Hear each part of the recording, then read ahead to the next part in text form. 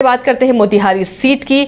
Motihari seat का मिजाज क्या रहा है, इस सीट का रिकॉर्ड क्या रहा है, यहाँ कौन से कैंडिडेट या कौन से पार्टी के कैंडिडेट जीतते रहे हैं, समीकरण क्या कहता है मोतिहारी का, ये तलाशने की कोशिश करेंगे। फिलहाल तो यहाँ बीजेपी का कब्जा है, लेकिन क्या यहाँ शुरू से ही बीजेपी का कब्जा रहा है या फिर जनता ने अपना मिजाज बदला। यहाँ पर रंजन जी, मोतिहारी सीट को अगर स्कैन करते हैं तो ये सीट क्या कहती हुई नजर आती है? देखिए, सबसे पहले तो जब मोतिहारी की चर्चा आती है तो ये याद आता है कि ये जो धरती है वो चंपारण सत्याग्रह की धरती है और यहीं पर महात्मा गांधी ने अपने राजनीतिक आंदोलन की जो है वो शुरुआत की थी और मोतिहारी को उन्होंने चुना था। और यही वजह है कि यहाँ पर महात्मा गांधी की याद में 48 फीट का गांधीवादी मेमोरियल स्तंभ भी बनाया गया है। तो राजनीतिक रूप से जो एक राजनीतिक चेतना की बात आप करती हैं वो मोतिहारी में शुरुआत से ही देखा गया और स्वतंत्रता आंदोलन में भी इस क्षेत्र की भूमिका रही। लेकिन जब आज़ादी के बाद जो यहाँ की राजनीतिक परिदृश्य पर हम ध्यान दें तो शुरुआती समय में जब आप देखती हैं तो यहाँ पर कांग्रेस का जो है वो दबदबा दिखता था। इनफैक्ट अगर आप मोतिहारी विधानसभा की बात कीजिए तो 1980 तक सिर्फ कांग्रेस ही विधानसभा का चुनाव जीत रही थी। सिर्फ 1967 में उसे हार का सामना करना पड़ा था और तब मुझे लगता है कि भारतीय जनसंघ ने यहां से चुनाव जीता था।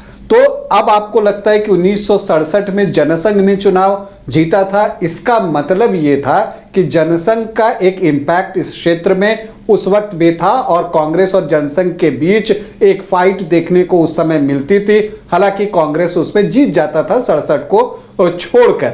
बाद में कम्युनिस्ट भी इस सीट पर आए और उन्होंने भी यहां से जीत जो है वो हासिल की, 3 बार जीत हासिल की। लेकिन फिर 90s आते आते तक इस सीट पर जो है वो बीजेपी मुख्य मुकाबले में आ गई और फिर 2000 और फिर 2005 में पहली जीत मिली और फिर अब ये जो मोतिहारी विधानसभा की सीट है वो बीजेपी का किला बन चुका है। और इस सीट पर जो है बीजेपी लगातार 5 बार से चुनाव जीत रही है और वो भी एक ही प्रत्याशी यहां से चुनाव जीत रहे हैं, प्रमोद कुमार, और इस बार वो जीत का सिक्सर लगाना चाहते हैं। लेकिन जो सबसे बड़ा सवाल है कि क्या प्रमोद कुमार इस बार जीत का सिक्सर लगा पाएंगे, क्योंकि जो आप 5 बार आप रहते हैं, मंत्री भी रहे हैं और तो एक जो स्वाभाविक एंटी इनकम्बेंसी है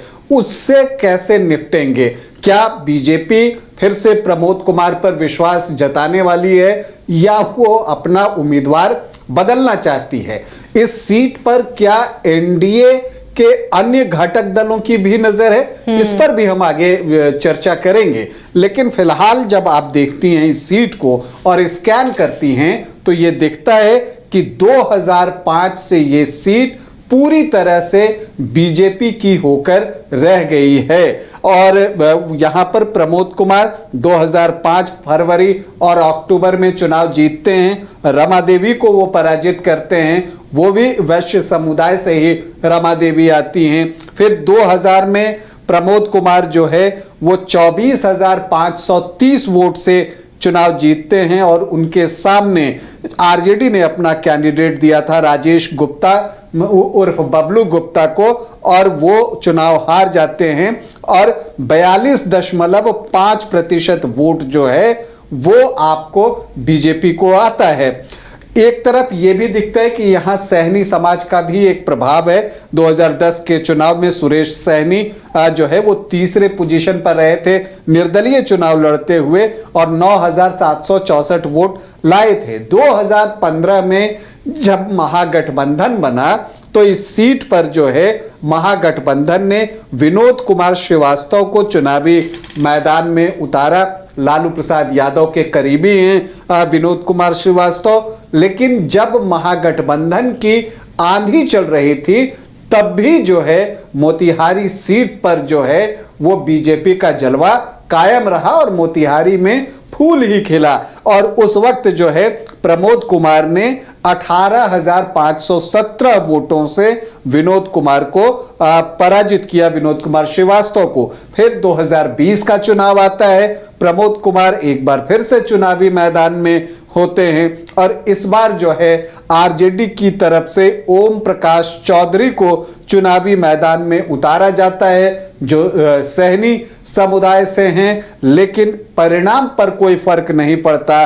14,645 वोटों से प्रमोद कुमार यहां से 2020 का चुनाव जीतने में भी सफल रहते हैं। तो जो एक चीज आप देखती हैं कि जीत का मार्जिन अच्छा है, लेकिन आप ये चीज देखिएगा कि जो मार्जिन है वो हर चुनाव के साथ कम होता जा रहा है। खास करके 2010 से देखिए, 10 में 24,500, 2015 में 18,500 और 2020 में लगभग 14,500, मतलब मार्जिन कम हुआ है। लेकिन जो मत प्रतिशत है वो 2010 से बढ़ता चला जा रहा है प्रमोद कुमार का। 2010 में 42.5% वोट उन्हें मिले थे, 2015 में उन्हें 47.5% वोट मिले थे और 2020 में उनको 49.5% वोट मिले थे। तो दोनों ही चीजें हैं, आप इसको किस तरह से देखती हैं, ग्लास आधा भरा है या आधा खाली है। अगर आप मार्जिन के लिहाज से देखिए तो 2010 के बाद जीत का मार्जिन हर चुनाव के साथ कम होता जा रहा है और अगर आप मिलने वाले वोट प्रतिशत के हिसाब से देखिए तो 2010 से प्रमोद कुमार का जो मत प्रतिशत है वो हर चुनाव के साथ बढ़ते चला जा रहा है। समीकरण फेवर करता है या उनका व्यक्तित्व ये इजाफा कर रहा है वोट परसेंटेज में? देखिए, जब आप प्रमोद कुमार की बात करते हैं तो वो वैश्य समुदाय से आते हैं और जो मोतिहारी विधानसभा है वो वैश्य बहुल है। यहां वैश्य वोटर्स की संख्या जो है वो निर्णायक है। वो जिस तरफ एकजुट होकर वोट कर दें तो वो उम्मीदवार चुनाव जीत जाता है। और इसके अलावा इनकी अपनी एक छवि भी है, लोगों से सहज ही मिलते हैं। इनका जो ये है कि लोगों से कनेक्ट है वो अच्छा है। लेकिन ये भी बात है कि इतने बार से 5 बार से विधायक रहने की वजह से एक एंटी इनकम्बेंसी भी इनके खिलाफ जो है वो पनपी है। इससे भी इनकार नहीं किया जा सकता। हालांकि वो वोट परसेंट में दिखता नहीं है। और इस बार जब लोकसभा का चुनाव हुआ तो जो मोतिहारी विधानसभा थी, जो पूर्वी चंपारण का लोकसभा का चुनाव हुआ, राधा मोहन सिंह जो कि यहाँ के कद्दावर नेता हैं और फिर से वो चुनाव जीते, वो यहां से 20,598 वोटों से लीड करने में सफल रहे। मतलब लोकसभा के चुनाव में भी बीजेपी को यहां से बढ़त मिली है। तो इसका मतलब यह है कि बीजेपी का स्ट्रांग होल्ड है। लेकिन जब आप समीकरण की बात करती हैं तो यहां पर जो चीजें दिखती हैं वो ये है कि जो एससी वोटर्स हैं लगभग 13.5% हैं। मुस्लिम वोटर्स की संख्या भी मोतिहारी विधानसभा पर अच्छी है, 13.5% के आसपास, 13.3% का आंकड़ा कहीं कहीं मिलता है। ये एक अनुमान के आधार पर है, जो आप सरनेम देखते हैं और उसके आधार पर आप एक निष्कर्ष पर पहुंचने की कोशिश करते हैं। इसके अलावा आप देखिए यहां पर सहनी 8% है, प्रसाद 9.8% है सरनेम के लिहाज से। अब इसमें आपको जो है वो कायस्थ भी मिल जाते हैं, इसमें आपको जो है वैश्य भी मिल जाते हैं, कुछ यादव भी मिल जाते हैं। सिंह 6.5% है।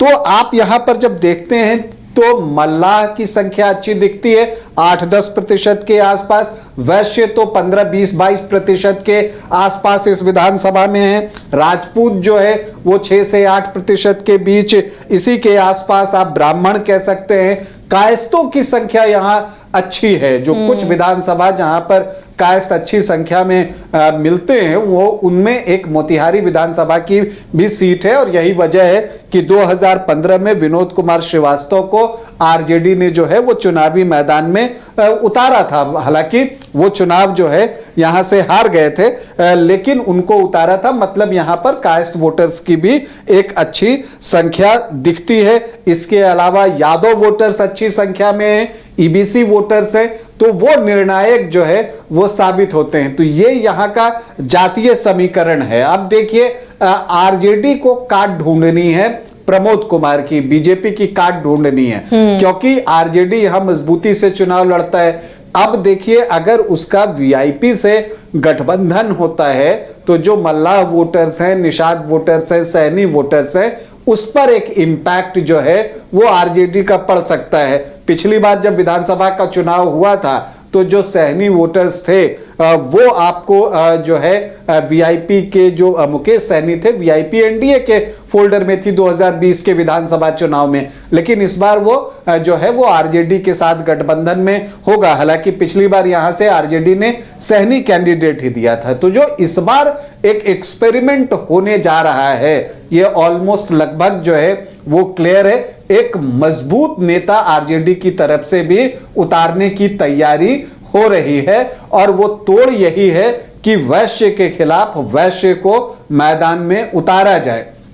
और जो वैश्य प्रत्याशी उतारे जा सकते हैं, देखिए देवा गुप्ता उनका नाम है, दबंग प्रत्याशी हैं। और देखिए यहां पर राधा मोहन सिंह की एक प्रतिष्ठा है और उनकी इस क्षेत्र में पकड़ भी है, जो यहां से सांसद हैं, बहुत सम्मान भी है। और देखिए वो प्रमोद कुमार को भी सपोर्ट करते रहे हैं। और देखिए, लेकिन जब मेयर का चुनाव हो रहा था तो राधा मोहन के जो एक पसंदीदा कैंडिडेट थे मेयर के पद पर, प्रकाश अस्थाना, उसको जो है उनको जो है देव गुप्ता की पत्नी प्रीति गुप्ता ने पराजित कर दिया था। तो ये एक बड़ा जो चेंज है मोतिहारी की राजनीति में वो देखने को मिला था, और इसलिए इस बार उम्मीद है कि देव गुप्ता को चुनावी मैदान में उतारा जा सकता है। अब ये लालटेन पकड़कर उतरते हैं या मुकेश सहनी की पार्टी से ये चुनाव लड़ते हैं, ये देखना होगा। लेकिन ऑलमोस्ट आप मानकर चलिए कि ये आरजेडी से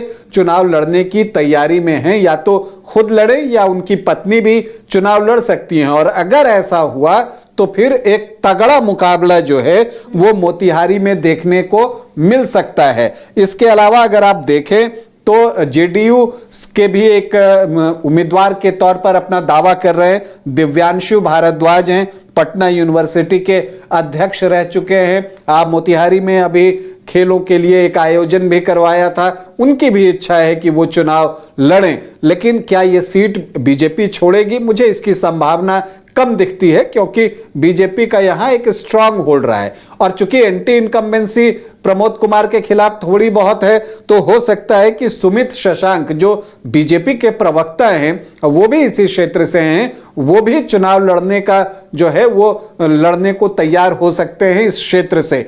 लेकिन प्रमोद कुमार की दावेदारी अभी भी मजबूत है, क्योंकि लास्ट इलेक्शन जो 2020 में विधानसभा का हुआ है, उस वक्त भी उनको 49.5% वोट मिले हैं। लेकिन इस बार अगर आप मानकर चलिए वैश्य वर्सेस वैश्य चुनाव होता है तो मोतिहारी का चुनाव बहुत इंटरेस्टिंग होगा।